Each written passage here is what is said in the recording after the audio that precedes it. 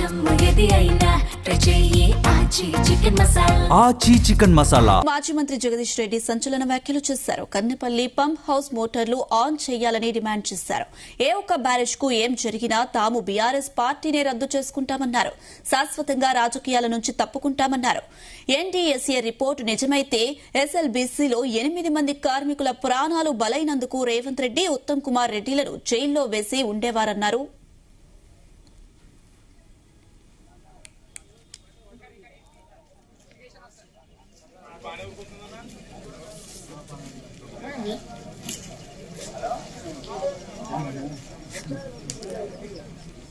మాజీ మంత్రి జగదీష్ రెడ్డి సంచలన వ్యాఖ్యలు చేశారు. కన్నెపల్లి పంప్ హౌస్ మోటార్లు ఆన్ చేయాలని డిమాండ్ చేశారు. ఏ ఒక్క బ్యారేజ్ కు ఏం జరిగినా తాము బీఆర్ఎస్ పార్టీనే రద్దు చేసుకుంటామన్నారు. ఇదే అంశానికి సంబంధించి మరిన్ని అప్డేట్స్ మా చీఫ్ న్యూస్ కోఆర్డినేటర్ రాధాకృష్ణ అందిస్తారు. రాధాకృష్ణ.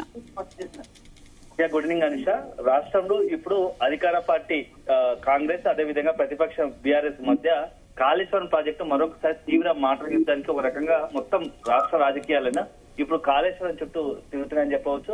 సో గత 2 రోజులుగా జరుగుతున్న పరిణామాలు, ఎందుకంటే ఒకవైపు గోదావరి ప్రవాహం, నీటి ప్రవాహం పెరగడంతో సో ఇప్పుడున్నటువంటి పరిస్థితుల్లో కాళేశ్వరం ప్రాజెక్టు ద్వారా రైతులకు సాగు కోసం నీళ్లు ఇవ్వాల్సి ఉంటుంది. ఆ బ్యారేజ్ ద్వారా నీళ్లు అందించండి అని చెప్పేసి Kannepalli pump house motor on చేయాలని చెప్పేసి ఒకవైపు బీఆర్ఎస్ పెద్ద ఎత్తున డిమాండ్ చేస్తా ఉంది. ఎందుకంటే రైతులకు సంబంధించి భవిష్యత్తులో ఎల్లిన ప్రభావంతో సాగుకే ఇబ్బందికర పరిస్థితి రావచ్చు. సో సాగునికి ఇబ్బందికరంగా పెద్ద ఎత్తున కరువు వచ్చే అవకాశం ఉంది. కాబట్టి ఇప్పుడున్న పరిస్థితులు కనీసం కాస్త మాత్రమైనా రైతులకు భరోసా ఉండేందుకు ఈ కన్నెపల్లి పంప్ హౌస్ మోటార్లు ఆన్ చేయాలని చెప్పేసి బీఆర్ఎస్ డిమాండ్ చేస్తుంది. సో దాంట్లో భాగంగా నిన్న మొత్తం ఉద్రిక్త పరిస్థితుల మధ్యంలో బీఆర్ఎస్ వర్కింగ్ ప్రెసిడెంట్ కేటీఆర్ అక్కడి Kaleshwaram project Kannepalli pump house వరకు వెళ్లడం, అక్కడ జరుగుతున్న పొద్దున్న నిన్న ఉదయం నుంచి కూడా సాయంత్రం వరకు అంతా కూడా నిన్న హడావిడి బీఆర్ఎస్ అంతా ఉంది. సో ఒకవైపు బీఆర్ఎస్ డిమాండ్ ఇది చేస్తా ఉంది, మరోవైపు ఏమో అటువైపు అధికార పక్షం సంబంధించి మంత్రి ఉత్తమ్ కుమార్ రెడ్డి కూడా ఆల్రెడీ ఎన్డీఎస్ఏ రిపోర్ట్ నిజమైంది,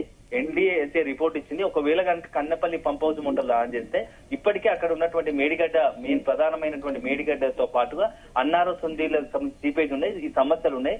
ఈ మొత్తంగా కూడా ప్రాజెక్టు ఒక రకంగా కుళ్ళబడిచినట్టు అయింది. సో దీని వల్ల కనుక కన్నెపల్లి మోటార్ల ద్వారా నీళ్లు కనుక కిందికి వదిలితే ఆటోమేటిక్ గా భద్రాచలంతో చుట్టుపక్కల 44 గ్రామాలు నీట ముంపుకు గురవుతాయి. ఒకవైపు ఎన్డీఎస్ఏ రిపోర్టు చాలా స్పష్టంగా ఇచ్చినప్పటికీ బీఆర్ఎస్ దీనిపైన లేనిపోని ఒక రాజకీయం చేస్తా ఉంది. సో ఒకవైపు ఎన్డీఎస్ఏ అధికారుల కన్నా బీఆర్ఎస్ కు ఎక్కువ తెలుసు అన్నట్టుగా కూడా ఇటు అధికార పార్టీ నుంచి ఒక కౌంటర్ మొదలైంది. సో వైపు ఇట్లా కొనసాగుతున్న నేపథ్యంలో నిన్న నుంచి కూడా ఇటు అధికార పార్టీ అదేవిధంగా ప్రతిపక్షం మధ్య కూడా ఈ కాళేశ్వరం ప్రాజెక్టు సంబంధించే ఒకవైపు మరొకసారి నీటి యుద్ధం కొనసాగుతున్న తరుణంలో ఇప్పుడు తాజాగా కూడా మాజీ మంత్రి జగదీష్ రెడ్డి వ్యాఖ్యలు మరింత సంచలనంగా మారాయి. ఒకవేళ కనుక కన్నెపల్లి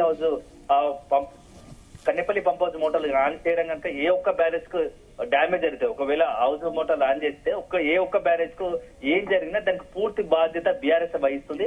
అవసరమైతే నిజంగానే కనుక అట్లా డ్యామేజ్ చేస్తే బీఆర్ఎస్ పార్టీని రద్దు చేసుకుంటామని చెప్పేసి ఇప్పుడు సంచలన వ్యాఖ్యలు చేస్తారు. సో ఒక రకంగా చెప్పాలంటే ఇప్పుడు రాష్ట్ర రాజకీయాల్లో జగదీశ్వర్ రెడ్డి అంశం చుట్టే, ఆ వ్యాఖ్యల చుట్టే ఇప్పుడు మొత్తంగా కూడా చర్చ జరుగుతుంది. సో శాశ్వతంగా రాజకీయాల నుంచి కూడా తప్పుకుంటామని చెప్పేసి ఒక స్టేట్మెంట్ ఇచ్చారు.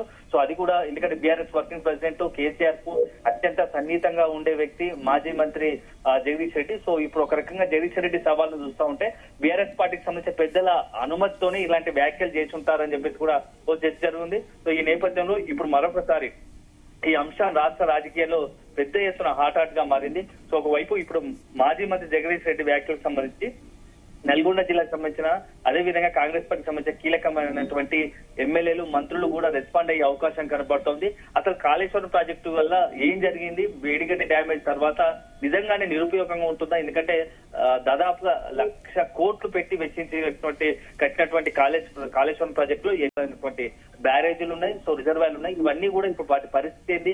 ఒకవైపు కాంగ్రెస్ ప్రభుత్వం ఏమో దీన్ని వాడితే అనవసరంగా ప్రాజెక్టు సంబంధించి అక్కడ ఇబ్బందికర పరిస్థితుల వల్ల దిగువన గ్రామాలు ముంపున గురవుతాయి, ఆటోమేటిక్ గా వేలాది మంది ప్రాణాలకు సంబంధించిన అంశం, ఆస్తి నష్టం, ప్రాణ నష్టం జరిగే అవకాశం ఉందని చెప్పేసి అధికార పార్టీ చెప్తా ఉంటే ఎట్టి పరిస్థితుల్లో కేవలం మీ రాజకీయంగా కాళేశ్వరం ప్రాజెక్టు బదనాం చేసేందుకే ఇట్లాంటి ఇట్లాంటి వాదన తెరపైకి తీసుకొస్తున్నారు. అదే సందర్భంలో ఇప్పుడున్నటువంటి పరిస్థితుల్లో రైతులకు కొంత నీరు సాగునీటికి అందించాల్సిన పరిస్థితుల్లో రాజకీయంగా ఒక బూచిని చూపించి, కాళేశ్వరం అనే బూచిని చూపించి మొత్తంగా కూడా ఈ నీటిని రైతులకు మొత్తంగా ప్రభుత్వం అన్యాయం చేస్తుందని చెప్పేసి బీఆర్ఎస్ వాదిస్తుంది. సో అల్టిమేట్ గా రెండు రాజకీయ పక్షాల మధ్య ఇప్పుడు మరొకసారి ఈ అంశం రాజకీయంగా చాలా ఆసక్తికరంగా మారుతుంది. సో మున్ముందు ఈ కాళేశ్వరం చుట్టే మరిన్ని కొంత తీవ్రంగా ఇరు పార్టీల నుంచి కూడా విమర్శలు, ఆరోపణలు, సవాలు, ప్రతిసవాళ్ళు అయితే స్పష్టంగా కూడా కనబడే అవకాశం ఉంది. Anusha. Right Radhakrishna, thank you.